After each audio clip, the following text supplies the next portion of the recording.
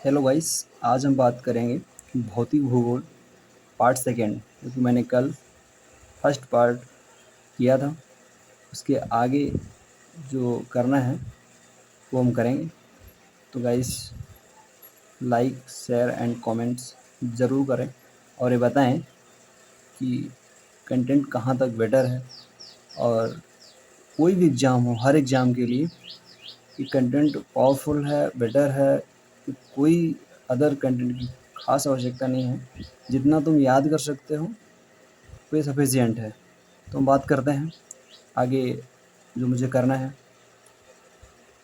तो चलिए, चंद्रमा, मुझे कहने कल ग्रह सूर्य वगैरह देख लिया था, और आज उपग्रह जो कि पृथ्वी का एक मात्र उपग्रह है चंद्रमा, उसको लेकर हम बात करेंगे।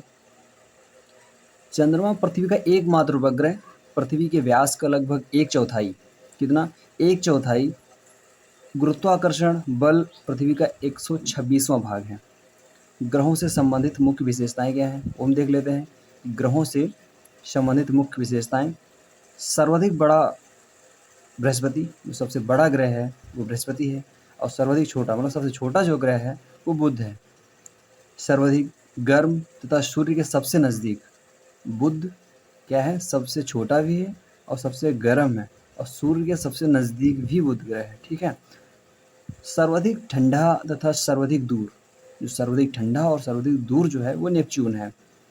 सर्वाधिक चमकीला शुक्र, जिसे पृथ्वी की बहन भी कहा जाता है, क्योंकि सेम लगभग आकार के हैं। तो ग्रहों में सर्वाधिक उपग्रह बृहस्पति के, ये क्वेश्चन कई बार वनडे एग्जाम में आया है कि ग्रहों में सर्वाधिक उपग्रह जो है वो बृहस्पति है, 68। सौरमंडल का सबसे बड़ा, सौरमंडल का सबसे बड़ा उपग्रह गैनीमीड, वे ग्रह जिनके उपग्रहों की संख्या 0 है, बुध व शुक्र। बुध और शुक्र के उपग्रह नहीं हैं। वे ग्रह जिनके उपग्रहों की संख्या 1 है वो पृथ्वी है, जिसका एकमात्र उपग्रह है वह चंद्रमा। शुक्र और यूरेनस को छोड़कर सभी ग्रहों के घूर्णन और परिक्रमण की दिशा एक ही रहती है। मतलब सभी ग्रह एक ही दिशा में घूमते हैं, लेकिन शुक्र और यूरेनस अपने अक्ष पर पूर्व से पश्चिम की ओर घूर्णन करते हैं। ये किधर करते हैं? पूर्व से पश्चिम की ओर। बाकी ग्रह पश्चिम से पूर्व की ओर। ये विपरीत हैं दोनों। कौन कौन देख लेते हैं? शुक्र और यूरेनस। बुध, शुक्र हीन या क्षुद्र ग्रह। ठीक है। प्लैनेट, बुध, शुक्र, पृथ्वी व मंगल। कौन कौन? बुध, शुक्र, पृथ्वी व मंगल आंतरिक ग्रह हैं। आंतरिक ग्रह हैं। Inner planet Brihaspati, Shani, Uranus, Neptune बाह्य ग्रह हैं। बाह्य ग्रह हैं, आउटर प्लैनेट्स। तो सूर्य की बात करते हैं। सूर्य की सतह का तापमान 6000 डिग्री सेल्सियस पृथ्वी से 13 लाख गुना बड़ा है। कितना बड़ा गुना है? 13 लाख गुना बड़ा है। पृथ्वी से लगभग 14.96 किलोमीटर दूर है। सूर्य की संरचना देखते हैं थोड़ा। सूर्य की संरचना क्या है? तो सूर्य की संरचना के बारे में बात करते हैं। प्रकाश मंडल क्या होता है हम बताएंगे। प्रकाश मंडल क्या होता है कि प्रकाश मंडल सूर्य की दिखाई देने वाली दीप्तिमान सतह है। जो सूर्य की दिखाई देने वाली दीप्तिमान सतह है वही प्रकाश मंडल है। जो दीप्तिमान दिखाई देती है वही प्रकाश मंडल है। वर्णमंडल क्या है? वर्णमंडल यानी प्रकाश मंडल के किनारे, क्रोमोस्फेयर क्या है? वो प्रकाश मंडल के किनारे वाला भाग जो दीप्तिमान नहीं होता, जो मुझे दिखाई नहीं देता है, जिसका रंग लाल होता है। किसका रंग लाल होता है? वर्णमंडल का। वर्णमंडल का रंग लाल होता है। और प्रकाश मंडल जो मुझे दिखाई देता है दीप्तिमान होता है। और वर्णमंडल क्या है? जो दिखाई नहीं देता है, इसका रंग लाल होता है। हम प्रभाव मंडल बात कर लेते हैं। प्रभाव मंडल क्या है? सूर्य का बाह्यतम भाग। कौन सा भाग? सूर्य का बाह्यतम भाग, जो केवल ग्रह के समय दिखता है, जो केवल ग्रहण के समय दिखता है। कोरोना से गामा किरण उत्सर्जित होती हैं और पूर्ण सूर्य के समय, पूर्ण सूर्य ग्रहण के समय पृथ्वी इस कोरोना से प्रकाशित होती है। समझ रहे हैं आप कि सूर्य का बाह्यतम भाग जो कोरोना से गामा किरणें उत्सर्जित करती है, और पूर्ण सूर्य ग्रहण के समय पृथ्वी इसी कोरोना से प्रकाशित होती है। कब जब पूर्ण सूर्य ग्रहण होता है तब जो होता है तो पृथ्वी इसी कोरोना से प्रकाशित होती है। किससे? जब पूर्ण सूर्य ग्रहण होता है। ठीक है। तो सौर हवा की बात करें, सोलर वाइंड, कोरोना के बाहर निरंतर वायु का प्रसार, कोरोना के बाहर निरंतर वायु का प्रसार। सौर कलंक क्या है? सोलर पैच, जब सूर्य के किसी भाग का ताप जब सूर्य के किसी भाग का ताप अन्य भागों की तुलना में कम हो जाता है तो यह धब्बे के रूप में दिखता है। इसे सौर कलंक कहते हैं। इस धब्बे का ताप 45 डिग्री इस धब्बे का ताप 4500 डिग्री होता है। इन धब्बों का जीवन काल कुछ घंटों से लेकर कुछ सप्ताह तक होता है। जो सौर कलंक पे धब्बे होते हैं, ठीक है, इनका तापमान तो बहुत होता है, 4500 लगभग डिग्री होता है। तो इन धब्बों का जीवन काल कुछ खास नहीं होता है, कुछ घंटों से लेकर कुछ सप्ताह तक होता है। ठीक है। तो कई दिनों तक सौर कलंक बने रहने के पश्चात रेडियो संचार में बाधा आती है। मतलब अगर कई दिनों तक कलंक जो सौर कलंक है, यानी धब्बे जो हैं बने रहेंगे तो रेडियो संचार में बाधा आ जाती है। तो पृथ्वी की उत्पत्ति की कुछ परिकल्पनाएं हैं, इनकी बात करते हैं कि पृथ्वी की उत्पत्ति के संबंध में सर्वप्रथम तर्कपूर्ण परिकल्पना का प्रतिपादन फ्रांसीसी विद्वान कास्ते द बफन द्वारा 1749 में किया गया था।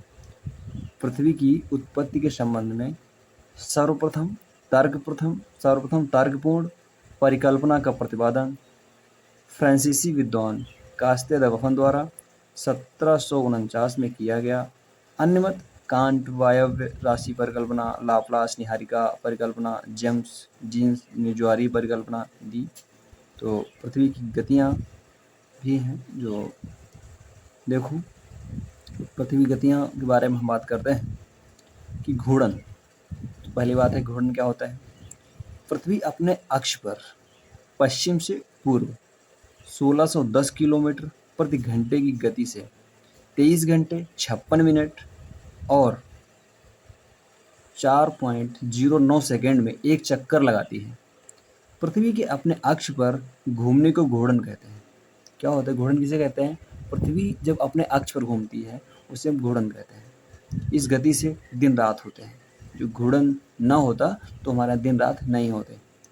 इसी गति के कारण दिन और रात होते हैं। परिभ्रमण क्या है? रिवोल्यूशन। तो हम तो रोटेशन की बात कर लिए घूर्णन की, लेकिन अब परिभ्रमण की बात करनी है। तो पृथ्वी सूर्य के चारों ओर एक अंडाकार मार्ग पर पृथ्वी क्या करती है? सूर्य के चारों ओर एक अंडाकार मार्ग पर लगभग 365 दिन और 6 घंटे में करीब 1 लाख किलोमीटर प्रति घंटा की गति से चक्कर लगाती है। कितने समय में? 365 दिन 6 घंटे में करीब 1 लाख किलोमीटर प्रति घंटा की गति से चक्कर लगाती है, जिसे परिक्रमण यानी रिवोल्यूशन कहते हैं। परिक्रमण के कारण पृथ्वी पर दिन रात छोटे बड़े और ऋतु परिवर्तन होते हैं। घूर्णन से क्या होता है? दिन रात होते हैं, और परिभ्रमण से दिन रात छोटे बड़े होते हैं और ऋतु में परिवर्तन भी होता है। कुछ अन्य महत्वपूर्ण तत्व हैं, जैसे कि दिन रात के बराबर क्या होता है, तो बात करेंगे। पृथ्वी को 1 डिग्री देशांतर घूमने में कितना समय लगता है? 4 मिनट। सबको पता होगा कि पृथ्वी को 1 डिग्री देशांतर घूमने में 4 मिनट का समय लगता है। विषुव यानी इक्विनोक्स, जो पृथ्वी की वह स्थिति, विषुव क्या है? पृथ्वी की वह स्थिति जब सूर्य की किरणें विषुवत रेखा पर लंबवत पड़ती हैं। क्या होता है कि पृथ्वी की वह स्थिति जब सूर्य की किरणें विषुवत रेखा पर लंबवत पड़ती हैं। ऐसा वर्ष में 2 बार होता है। कब होता है? 2 बार, जब लंबवत पड़ती हैं क्या विषुवत रेखा पर किरणें सूर्य की, जिससे दिन रात बराबर होते हैं। 21 मार्च और 23 सितंबर। ये क्वेश्चन बहुत ही इंपॉर्टेंट है, मैंने हाईलाइट कर रखा है। जो हाईलाइट वाले विशेष ध्यान देना है उनके ऊपर, क्योंकि ये क्वेश्चन वनडे एग्जाम में बहुत आता है, जिससे दिन रात बराबर होते हैं। और 21 मार्च 23 सितंबर को दिन रात बराबर होते हैं। 21 जून को सूर्य कर्क रेखा पर लंबो सीधा पड़ रहा है।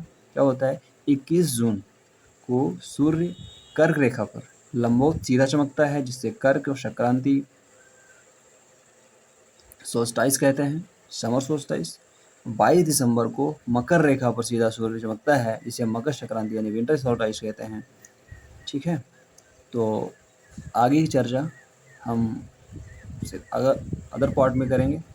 यहाँ तक कि विराम चाहेंगे और आपसे रिक्वेस्ट है कि वीडियो देखें, पूरा वीडियो देखें और सब्सक्राइब करें, लाइक करें, शेयर करें, ताकि आपके साथ साथ आपके दोस्तों का, हर उस बंदे का जो एग्ज़ाम क्वालिफाई करना चाहता है, एग्ज़ाम निकाल सके। और आपकी छोटी सी शेयर या कमेंट, लाइक से हमारा भी मनोबल बढ़ता है। और उन सबको शेयर करें जो पढ़ाई करते हैं, मेहनत कर रहे हैं, जिनको सिलेक्शन चाहिए।